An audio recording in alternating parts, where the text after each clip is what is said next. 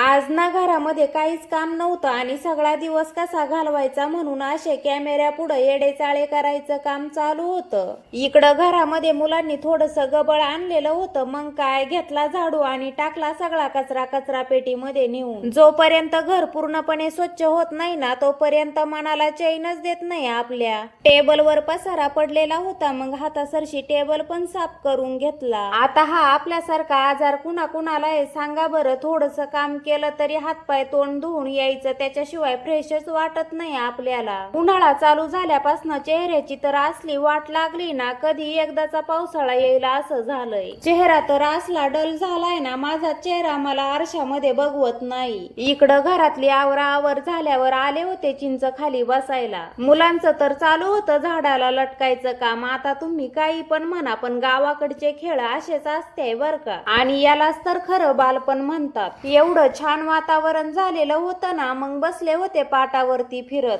त्यानंतर घरी येऊन पहिली स्वयंपाकाची तयारी केली. आज ना भाजीसाठी पिठलं बनवलं होतं. इकडं खुर्चीवर सगळी धूळ बसलेली होती, मग तेच साफ करायचं काम चालू होतं. सूर्य पूर्ण मावळला होता आणि मस्त पैकी हवा सुटली होती. मग बसले होते बाहेर निवांत. मुलांनी लावली होती स्पीकर वरती विठ्ठलाची गाणी. मग तेच ऐकत ऐकत ओट्यावर बसून मस्त पैकी जेवण केलं. नंतर बसले होते फिरत कंपाऊंडच्या आतमध्ये.